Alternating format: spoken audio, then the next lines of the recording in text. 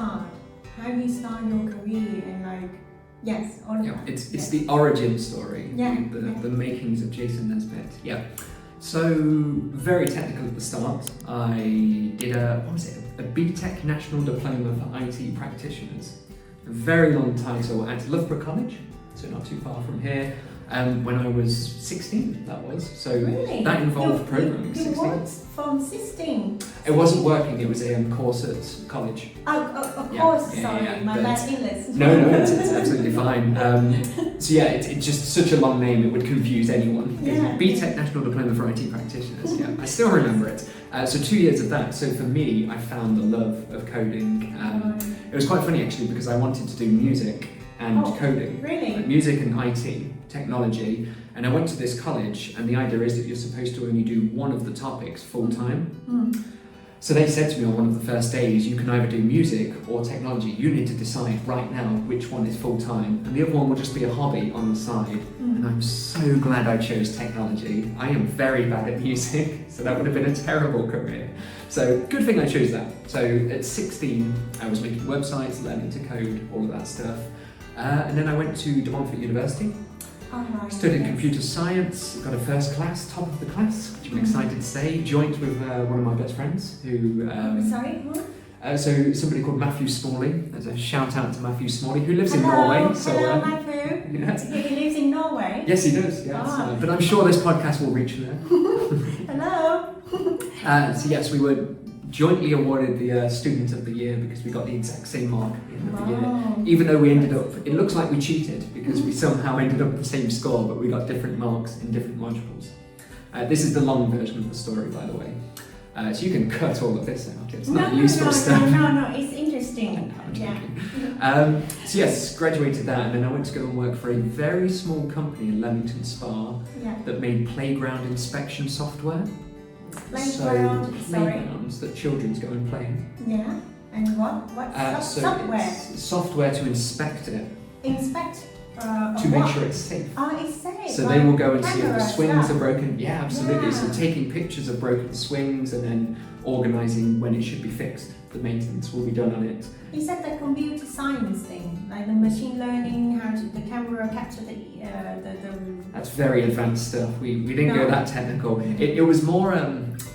it's funny because I say I work in list apps quite a lot. A lot of the apps I've worked on are just lists of things, and that one would be a list of the issues with playgrounds.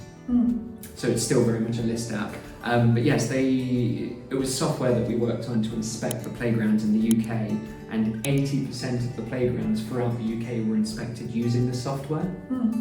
So yeah, really good. And it was a very small company.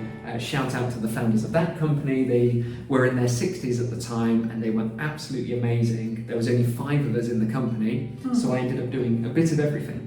I ended up understanding a bit of the finances, the account management, the coding, which was very useful. Yeah, no, it helps me realise how much I like all of business and the entrepreneurial side of it. So that was very fun. 5-6 years there, and then I went and did some contracting. The world of selling your soul. No, it's contracting is very fun because you work with large corporates. Experian is where I went and worked in Nottingham, where we are today, and worked there for a year and had to become self-employed to do that. So that's where I started setting up a limited company, and it was an interesting entrance into entrepreneurship because contracting, you are an entrepreneur. Except you're just on kind of one project for a long time. You still have your business bank account and you invoice, all of that stuff. So I was doing that and needed more creativity at the time, so I ended up making websites and a few apps and stuff. Lots of entrepreneurial things, and then a few years later I co-founded and created a mobile app called Loyalfree, which is one that you mentioned in the intro. I think you explained it better than I did. It was a place promotion app. So it had local business deals and discounts. You can collect loyalty stamps, up and running in Leicester, Derby, Scotland, all of these places. But then I sold that business about a year ago, and I finished my earn-out September last year, so 2023. And since then I've been doing a bit of consulting and doing a job at Eon at the moment on a big migration project, which gets very technical, and just general things around digital workshops and coding and just keeping up the creativity. Yeah. That was my short story. Right. But what about in music? You still keep your habit of playing music, or? Good question. I have an electric drum kit in my garage. Really? And I sing in the car. Really? You sing in the car? Everybody sings in the car. You don't have to sing in the car. Oh, you should sing for me sometime. Okay. Maybe not on this podcast. Right, how cool is that? Wow. Yeah. Another side of Jason now just discovered. It's not just business, it's not just technology. Yeah, we need to have fun as well, of course. Those extra hobbies are good, I think. Drums in particular, because when you've had a stressful day and you can go and hit something with a stick, that's very good for stress release. Oh, that's so cool. I should try that sometime. Go hit some drums. Yeah, I recommend that. Is that we need to learn all the rhythm and like all the notes, the musical notes and stuff? Less so with drums. I think drummers are least likely to learn the notes. Really? So the idea is that you just tap along with something. It's easy to tap. Wow, I can see the rhythm. I'm not going to sing, but I'll tap on my legs. Oh, cool. Thank you, Jason. Right. Okay. So it's very interesting how you begin your career. I mean to make it like the final, but then let's bring it up here because we mentioned it already. So right now, Jason, our Whacking Greens platform is very much ready for the transaction and everything. We're testing the platform so far, and so far it's ready.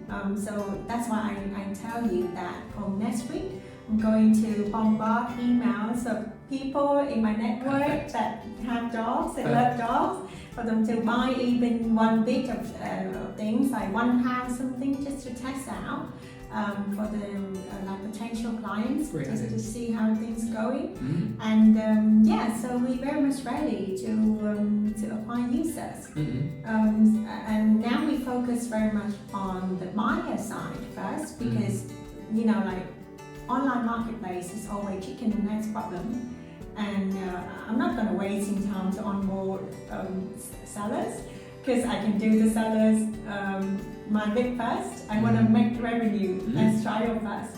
So how you onboard user effectively? Right now we have a lot of approaches: digital marketing, SEO, podcasts like this to do our branding. And then I go on Nottingham Street to sell dog treats and the keychains and to do the branding, or go to networking workshop about dog-related tech business, and all of that. So I wish I could be like a lot of myself to do all of this, because right now even I have a team, but they kind of technical team only. They work remote, they're not offline. So what strategy that you think that acquire more organic users and get yourself out there most effectively? Yeah. So it's worth mentioning that Lowell Free was an app, but I was running the business during COVID time when people couldn't go to shops.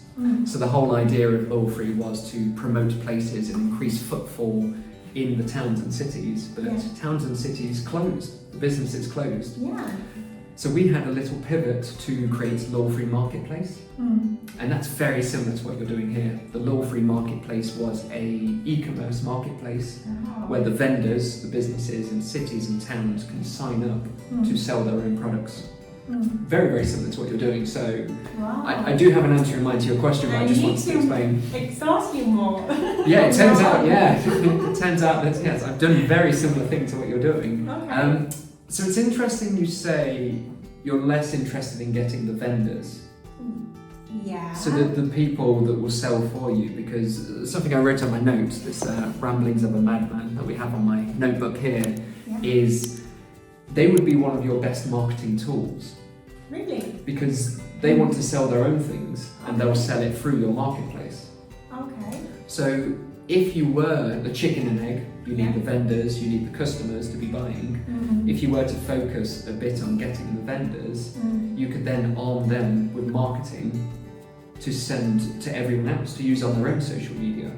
So could you potentially try and get some vendors and then give them social media images and give them text to put on social media AI generated based on their products or anything like that, just to get them posting about it. Because if you got 100 vendors on there, Wow. that would be so much more powerful than anything you can do marketing by yourself, especially organic. Yeah. Does that make sense? Like Oh, you'll have yes. a market for you to get people onto the website and buying.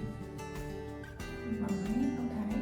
Does that make sense as an idea? But then, like, how you, if even, like, I know that a lot of businesses here in the UK, if they have their website, what do you think? If they would like to do it? They have their own website. Yeah. Well, you would end up with a lot more traffic than their own website. They wouldn't have to do their own SEO, their own paid ads. They'd still get pretty much the same amount of money. I assume your commissions won't be 50% or something. I assume it's a very fair commission. So Amazon sells a lot more than people's own websites because people go there. So if you build a powerful enough marketplace, then people will go there and people will be happy to sell their products on there. So how much are you hoping to get other vendors, or are you hoping that White Ingredients is more about selling your own products? Oh, right. So, actually, I don't want to sell my own products at all. Okay, oh sorry. Yeah, so because it's an online marketplace, so I just want people to come there sell, and I do the commission. I'll take the commission. We take the commission. I'm going to take the commission and run. Sure you are. Yeah, right. So that's a model, and I want to focus on that. But you know, I want to make something tangible first. So that's why I focus on the selling bit first. And I also have some products to sell, like the keychain and the product like the dog treat. I make organic myself. Oh, cool. Nice. Yes. Yeah. So you want to test the whole thing with your own products first. Yeah. And then, Like rather than just having Tom to come out there, talk to the sellers. Although I'm very confident about that because I have good connection with dog lovers myself. you might get to meet the dogs every time, so that sounds like exactly the thing you would enjoy. Yeah, I enjoyed it a lot. Yeah. So yes, that's one of the things that popped into my head. Okay. So the more vendors you get, the more people selling you get, the more partners, the more people that will be promoting it for you. Okay.